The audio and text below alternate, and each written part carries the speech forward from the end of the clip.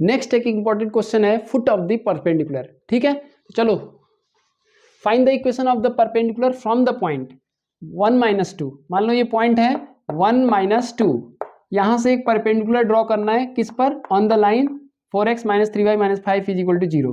तो एक लाइन है मान लो ये 4x - 3y - 5 = 0, और इस पर इस लाइन से एक परपेंडिकुलर ड्रॉ किया गया है। इसी का इक्वेशन पता करना है, यानी क्वेश्चन सिमिलर है, कोई बहुत दिक्कत नहीं है। फुट ऑफ द परपेंडिकुलर यहाँ पर निकालना होगा। Also find the coordinates of the foot of the perpendicular, ठीक है। यानी ये वाले पॉइंट को भी आपको पता करना है, जो परपेंडिकुलर का फुट होगा उसको भी आपको पता करना है, ठीक है। चलो, तो सबसे पहले आपका स्टेप क्या होगा, इस वाले लाइन का स्लोप निकालना।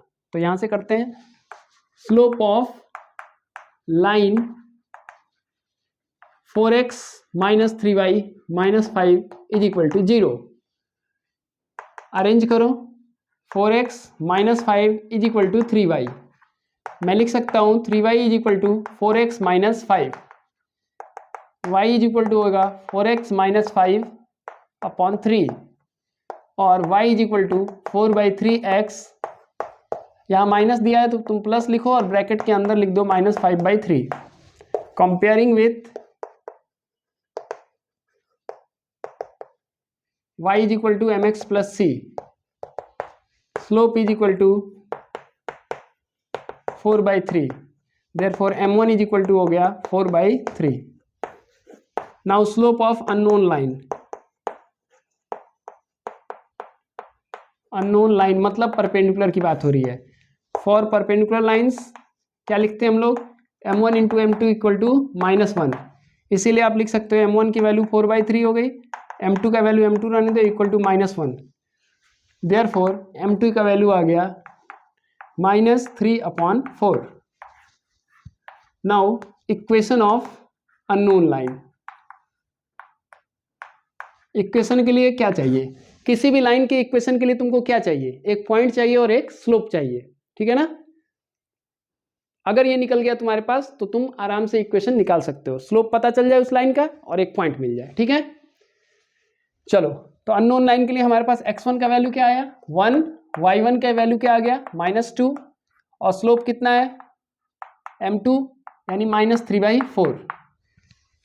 किसी भी लाइन के इक्वेशन निकालने के लिए स्लोप पॉइंट फॉर्मूला क्या होता है, y - y1 = mx - x1। चलो, तो y - y1 = mx - x1। Let us put the value y - -2 = m -3/4 into x - 1। Solve करो, y + 2 = -3/4 into x - 1। मल्टीप्लाई कर दो, 4 into y + 2 = -3 into x - 1। ये हो गया 4y + 8 = -3x -3। फाइनली आंसर क्या आ गया 3x + 4y, और ये +3 जब लेफ्ट साइड आएगा सब्ट्रैक्ट हो जाएगा तो 8 - 3 5 हो गया =0।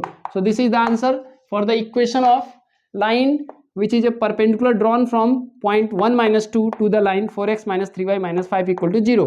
लेकिन अगला पॉइंट है, we have to find the coordinates of the foot of the perpendicular। Foot of the perpendicular का मतलब क्या हुआ कि इस वाले पॉइंट को आपको पता करना है, और ये पॉइंट कैसे पता करोगे, इसका इक्वेशन हम निकाल चुके हैं। इस वाले लाइन का इक्वेशन क्या पता चला है 3x + 4y + 5 = 0।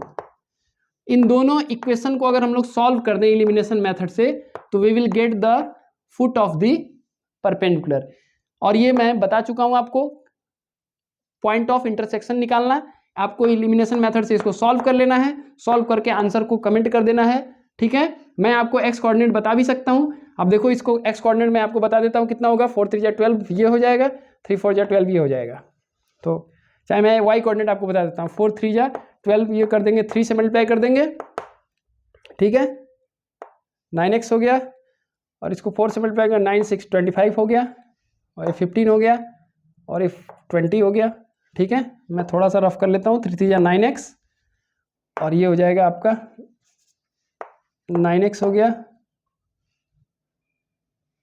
और ये 16x हो गया, ये तो कैंसिल हो जाएगा, 15 हो गया ये, और ये हो जाएगा 20, तो कैंसिल आउट हो जाएगा, -5 हो जाएगा, और ये 25 हो जाएगा, तो x का वैल्यू आ जाएगा आपका, यहाँ से सॉल्व करोगे x की वैल्यू आ जाएगी 5/25 यानी 1/5 आ जाएगा। बाकी y की वैल्यू तुम लोग निकालना और कमेंट पे मुझे बता देना कि फाइनल आंसर क्या होगा। Thank you.